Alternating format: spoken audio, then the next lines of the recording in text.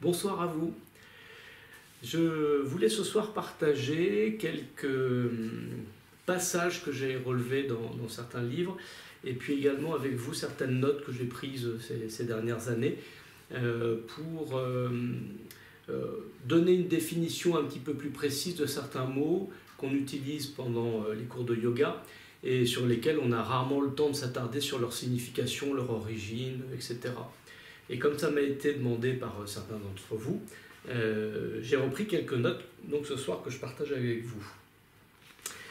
Tout d'abord, je voudrais vous parler de Ramakrishna, Paramahansa, pour resituer un petit peu les grands hommes du monde du yoga qui sont relativement proches de notre époque et dont ces hommes, en l'occurrence ce saint, a une influence considérable sur toute l'histoire du yoga du XXe siècle. Ramakrishna Paramahansa, donc il est né le 18 février 1836 à Calcutta et il a quitté son corps le 16 août 1886. C'est un mystique bengali hindouiste, dévot de Kali et enseignant de l'Advaita Vedanta. Il professait que toutes les religions recherchent le même but et plaçait la spiritualité au-dessus de tout ritualisme. Il insista sur l'universalité de la voie de la bhakti, la dévotion, ayant lui-même approché le christianisme et l'islam. Il est considéré comme l'un des plus grands maîtres indiens de tous les temps et serait un avatar de Vishnu. En 1897, 11 ans après sa mort, son disciple le plus proche, Vivekananda, créa la mission Ramakrishna pour concrétiser le message de son maître en Inde et hors de l'Inde, à travers l'existence d'écoles de spiritualité, collèges ou ashrams. Ramakrishna Paramahansa reçoit une éducation rudimentaire à l'école primaire, adhère à la religion de sa famille et devient orphelin de père à 6 ans. À 9 ans, il reçoit le cordon sacré de la caste des brahmanes lors de l'initiation Upanayana. Il accepte sa première obole, qui dans la tradition ne peut être perçue que par un brahmane. Et il l'accepte de la main d'une femme de basse caste afin de remplir la promesse qu'il lui avait faite, s'érigeant dès lors contre les règles et préjugés de sa propre caste, manifestant une volonté d'agir à partir de ses propres intuitions. À 21 ans, il devient prêtre responsable du culte quotidien dans un temple de la déesse Kali.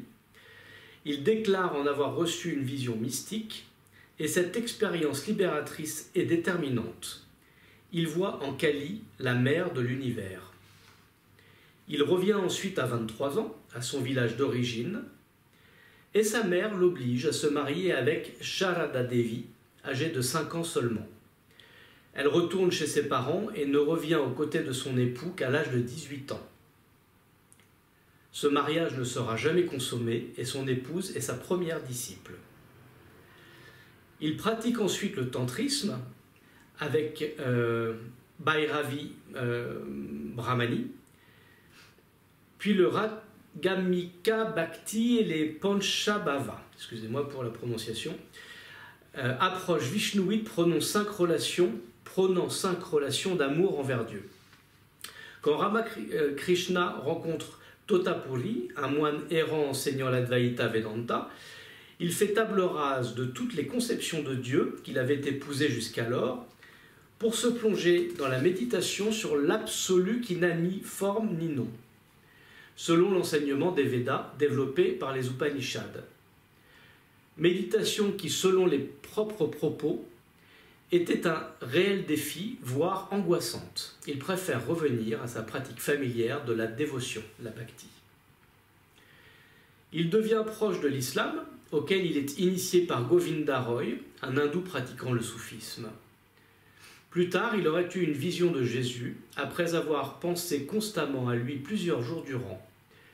Il s'est intéressé à toutes les grandes traditions mystiques et a déclaré avoir atteint l'absolu à travers chacune d'entre elles, indiquant que pour lui, toutes les voies mènent à la même réalité une et indicible.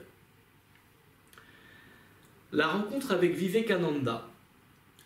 En 1880, il reçoit une première visite d'un jeune homme d'environ 18 ans, cultivé et intelligent, le futur Vivekananda. Vous avez la statue qui est très très haute, hein, je crois qu'elle fait 20 ou 30 mètres de haut, je me trompe probablement, mais elle est très grande. Elle se trouve à la pointe de l'Inde. Alors je pense que c'est encore le Tamil Nadu. J'ai un doute si c'est le Tamil Nadu, le début du Kerala, mais tout à la pointe de l'Inde, vous avez une petite île et vous avez cette grande statue de Vivekananda. Ce dernier lui aurait demandé, Vivekananda, « Monsieur, avez-vous vu Dieu ?» À quoi Ramakrishna aurait répondu par l'affirmative. Vivekananda n'aurait cependant pas été convaincu, plusieurs visites se succédèrent, jusqu'à ce qu'il se décida à s'engager dans la voie du renoncement. Vivekananda a rendu hommage à son maître en ces termes : « Si je vous ai dit un mot de vérité, il vient de lui et de lui seul. Et si je vous ai dit beaucoup de choses qui ne sont pas vraies, qui ne sont pas exactes, qui ne sont pas bienfaisantes pour l'humanité, c'est de moi seul qu'elles viennent et j'en suis le seul responsable. » Vivekananda est né le 12 janvier 1863, à Calcutta également, qui est la capitale de l'État indien du Bengale occidental. Connu aussi sous son nom de naissance, Narendranath Dutta, il est issu d'une famille aisée. Son père était juriste, mais aussi philosophe. Sa mère, très imprégnée d'hindouisme, lui fait connaître très tôt les textes sacrés de l'Inde. Il est un élève brillant, puis un étudiant remarquable. La question de Dieu est sa principale préoccupation. Il adhère à la Société de Dieu, où des intellectuels discutent de l'avenir des religions et de la réforme de l'hindouisme. À 17 ans, il rencontre une première fois son futur gourou, Ramakrishna. Ramakrishna le désigne comme son successeur quelque temps avant de mourir, lors d'une longue rencontre, au cours de laquelle tous deux auraient vécu une extase. Il fait ensuite plusieurs voyages en Inde, durant lesquels ses seules possessions sont un Kamandalu, un pot à eau, et deux autres ouvrages favoris, la Bhagavad Gita et l'imitation de Jésus-Christ. En 1893, avec l'aide financière d'un de ses disciples, il se rend à Chicago à l'occasion de l'exposition universelle. Il interviendra à plusieurs reprises lors du Parlement des religions, son impact sera considérable. Je ne sais pas si vous réalisez ce que c'est qu'en 1893, quitter l'Inde pour arriver à Chicago. C'est ce qu'on appelle une véritable aventure. Lors de son discours d'introduction sur l'hindouisme, le 11 septembre 1893, le public composé de 7000 personnes fait une ovation debout de 2 minutes. Et on peut aussi se poser la question, c'est un Indien, il fait le voyage de l'Inde jusqu'à Chicago, donc il traverse une partie des États-Unis, et comment se fait-il connaître, comment réussit-il à un moment donné à se retrouver à cette exposition universelle où vous avez 7000 personnes, dont probablement tous les hauts dirigeants des États-Unis qui sont présents à cette époque.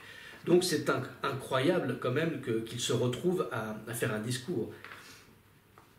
Dès lors, il tient des conférences et de nombreux disciples aux États-Unis le rejoignent. Il fait ensuite un tour du monde pour diffuser l'enseignement de Ramakrishna. Son retour en Inde est triomphal.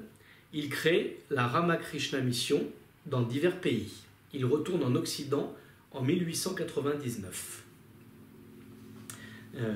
Voilà pour Vivekananda. Et vous avez un deuxième, et assez peu de temps après, un deuxième indien très connu, qui est Paramahansa Yogananda, qui arrive aussi au début du XXe siècle pour promouvoir le yoga. Et il s'installe d'ailleurs à Los Angeles. Voilà pour l'histoire de Ramakrishna et Vivekananda, enfin tout du moins, pas une histoire, mais un très court résumé qui vous incitera peut-être à lire leur histoire, leur biographie qui est passionnante. Je voulais revenir sur deux termes utilisés, que j'utilise souvent dans les cours, c'est Shambhavi Mudra et Bhrumadhya Mudra. Brumadhya Mudra, je vous en parle souvent quand on commence une méditation et que je vous propose de venir placer la conscience au niveau du troisième œil, c'est ce qu'on appelle Brumadhya Mudra. Nous plaçons le regard sur le troisième œil sans solliciter le mouvement des globes oculaires, à l'inverse de Shambhavi Mudra. Shambhavi Mudra, au niveau de l'étymologie, en sanskrit, Shambhu est l'un des nombreux noms de Shiva. Il signifie demeure de joie. Shambhavi est un des noms de Durga, la parèdre de Shiva. Le Shambhavi Mudra consiste à fixer son regard en un point, donc Brumadhya Mudra, à hauteur et entre les sourcils. Les sourcils sont légèrement haussés, cela peut se pratiquer les yeux ouverts ou fermés. Il est important de ne pas forcer jusqu'à créer des tensions dans les yeux. Parfois, après le Shambhavi Mudra, il peut être utile d'appliquer les paumes des mains sur les yeux fermés pour détendre les yeux. Si elles sont un peu froides, frottez-les l'une contre l'autre pour créer une bonne chaleur. Un des points intéressants concernant la Shambhavi Mudra, c'est la force silencieuse de concentration qu'elle induit. Les textes tantriques le confirment de façon très éloquente, ils attestent la puissance de ce geste et le recommandement pour atteindre les états de conscience supérieurs. Donc Shambhavi Mudra veut dire que nous plaçons effectivement ici notre conscience, notre regard, mais en même temps on va solliciter nos globes oculaires pour venir regarder ce même point.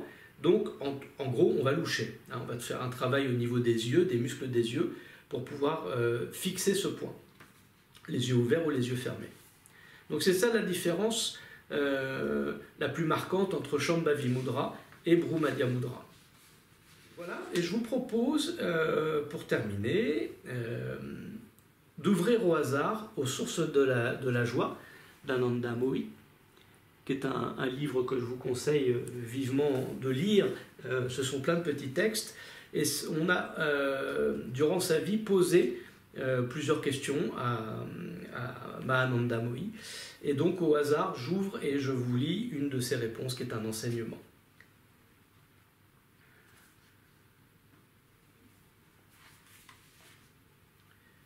Chapitre 18. Il faut évidemment, à travers sa réponse, deviner la question. Dans ce monde, personne n'est isolé. On ne peut pas avancer sans l'aide d'autrui. Et c'est pourquoi chacun compte sur l'estime et l'aide de son voisin. Dans l'univers, grands et petits, riches et pauvres sont sur un pied d'égalité. Le souverain est tout aussi nécessaire pour le gouvernement d'une nation que le fermier pour l'existence du royaume. Chacun va de l'avant dans l'entraide et la coopération.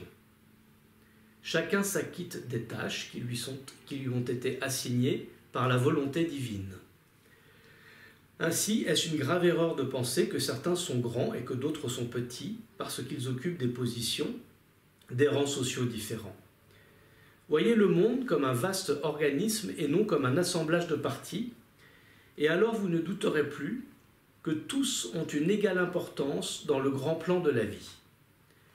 Celui qui a le sens du respect de soi-même sait respecter ce même sens chez les autres. Du respect naît la révérence, et de la révérence naît l'amour. Or là où il n'y a pas d'amour, il serait difficile de trouver le Dieu d'amour. Sur ces paroles, je vous souhaite une magnifique pensée, de belles méditations et de belles réflexions. Je partagerai de temps en temps avec vous certains textes et quelques courtes biographies d'hommes marquants dans notre univers du yoga. Hari Om Tat Sat.